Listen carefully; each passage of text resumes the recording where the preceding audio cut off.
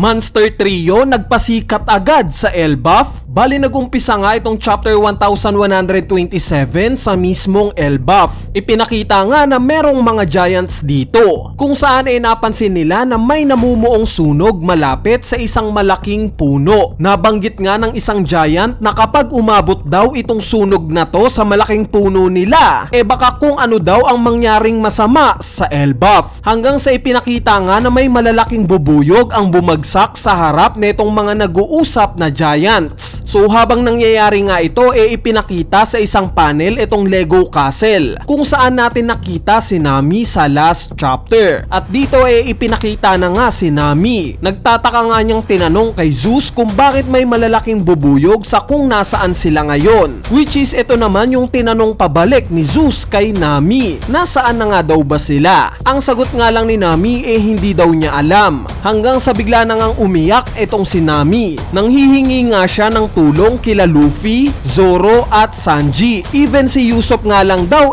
pwede na, as long as matulungan lang daw siya neto sa sitwasyon niya ngayon. Hindi nga daw alam ni Nami kung kailan siya nagpalit ng damit o kung paano siya napunta sa lugar na to. Hanggang sa narinig na nga ni Nami yung boses ni Usopp na tinatawag siya. Pero bago pa nga siya makalapit kay Usopp, bigla siyang napatid. Kasabay nga neto nakakita si Nami sa harap niya ng isang malaking hedgehog. Bali nagkagulatan nga silang dalawa. At sa huli biglang nagalit itong hedgehog at hinabol bigla itong si Nami. Kaya naman humingi nga ng tulong itong si Nami kay Usopp, which ang reply nga ni Usopp puntahan daw siya ni Nami sa ibaba, na ginawa naman kaagad ni Nami. At dito nakita nga ni Nami si Usopp na kagat-kagat ng isang malaking pusa. Nung makita nga ito ni Nami nanlaki yung mata niya. At since hinahabol pa nga rin siya ng hedgehog, bigla nga niyang nilabas itong si Zeus para atakihin itong humahabol sa kanya, which is matagumpay nga niya itong nakuryente. Bali pagbagsak nga ni Nami sa higanteng pusa na may hawak kay Usopp, kinuryente rin ito ni Zeus. At dahil dito nabitawan na itong si Usopp, kung saan ipinakitang galit na galit itong higanteng pusa. Kaya naman biglang ang hinabol neto itong sila Usopp at Nami. So habang tumatakbo nga tinanong ni Nami si Usopp kung ano daw ba ang alam neto sa sitwasyon nila ngayon, since wala ngang matandaan si Nami kung paano sila napadpad sa lugar na to. Sinabi nga ni Usopp na maaaring related daw dito yung ininom nilang alak sa kung ano yung nangyayari sa kanila ngayon. Sinuggest naman ni Nami na maaaring related daw sa hallucination galing sa alak itong nararanasan nila ngayon, since nabanggit nga daw ito ng isang giant habang umiinom sila. Hanggang sa bigla na ngang napahinto itong dalawa sa pagtakbo, since napadpad na nga sila sa dulo ng balcony. Dito nga na-recall ni Usopp itong pagbabanggit ni Nami patungkol sa hallucination. Kaya naman nagka-idea nga itong si Usopp na kung hallucination lang daw itong nararanasan nila ngayon, ang ibig sabihin daw neto maaaring kathang isip lang nila itong malaking pusa at hindi sila neto kayang saktan. Pero pagkasabi nga ni Usopp neto bigla siyang sinampal netong malaking pusa na nag-cause ng pag-iyak ni Nami. Sa sobrang lakas nga ng pagsampal netong malaking pusa nahulog itong sila Nami at Usopp pababa. Kasabay nga neto yung nakita nating pusa ngayon nga malaking leon na. Sa takot nga ginigising ni Nami itong nahimatay na si Usopp. Mamamatay nga daw sila kung hindi gigising itong si Usopp. At dito no choice na nga bigla ngang ipinansalag ni Nami itong katawan ni Usopp, which is nagreklamo nga itong si Usopp. Pero kung inaakala nga ni Nami na katapusan na ng buhay niya nagkakamali siya, dahil sa malayo nga biglang may sumigaw na pamilyar na boses. Yes guys, ito nga si Sanji. Bali sa sumunod na panel nga ni-reveal na hindi lang pala si Sanji ang handang magligtas kay Nami, dahil kasama nga niya itong sila Luffy at Zoro. So tatlo nga sila sabay-sabay silang umatake. Si Sanji nga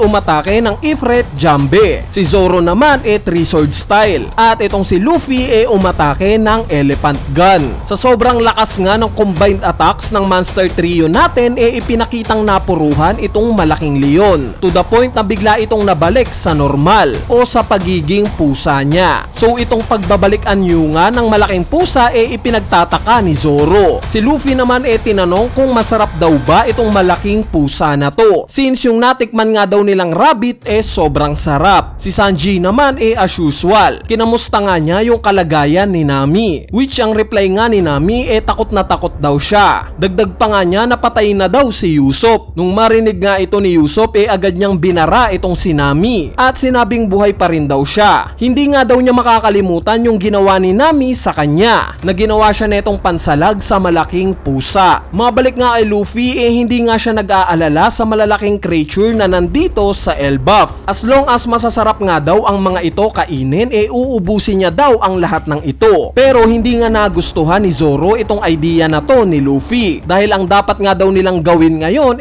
ang hanapin ang karagatan at hanapin rin yung mga kasamahan nila, since wala nga daw silang contact sa mga ito at hindi daw nila alam yung kalagayan ng mga ito. Bali bigla ngang sumingit itong si Sanji sa sinabi ni Luffy at nabanggit niya na kung gusto daw talagang kumain ni Luffy ng malalaking creature sa lugar na to the best daw yung mga bubuyog na pinalipad nila kanina, dahil puno daw ng nutrients ang mga ito. So it seems like na yung mga bubuyog at yung sunog na nakita natin sa pag-uumpisa ng chapter na to kagagawan pala netong sila Luffy. At sa huling panel nga ng chapter na to ipinakitang naguguluhan si Nami kung bakit naka-adapt na daw ng mabilis itong sila Luffy sa lugar na to, hanggang sa tinanong na nga niya bigla kung nasaan na daw ba talaga sila. At dito na nga nagtatapos itong chapter 1127. Bali ngayon pag-usapan naman natin ang mga pangyayari sa chapter na to. Unahin na natin itong malalaking creature na nagpakita sa chapter na to. As expected nga dahil sa malalaki yung tao sa Elbaf, since literal nga silang mga giants,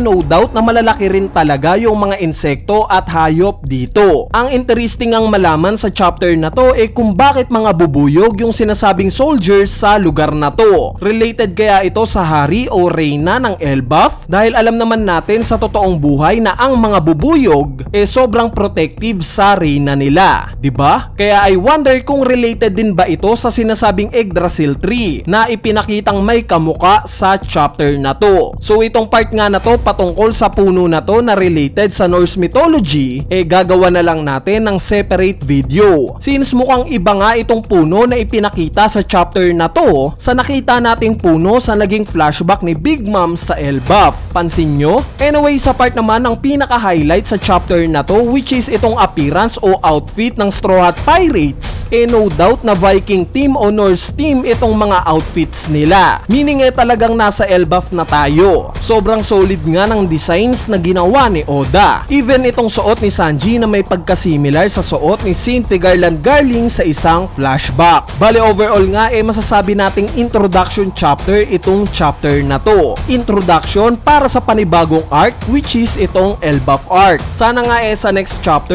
bigyan na tayo ng kasagutan ni Oda kung paano ba unang napadpad itong grupo nila Luffy sa lugar na to, at bigyan rin ng explanation itong patungkol sa napakalaking puno na nakita natin. Anyway, ayan na nga yung full chapter review natin para sa latest chapter ng manga na chapter 1127. Yung ibang nilalaman nga ng chapter na to as usual, pag-uusapan na lang natin sa susunod na video natin. So yun lang, peace!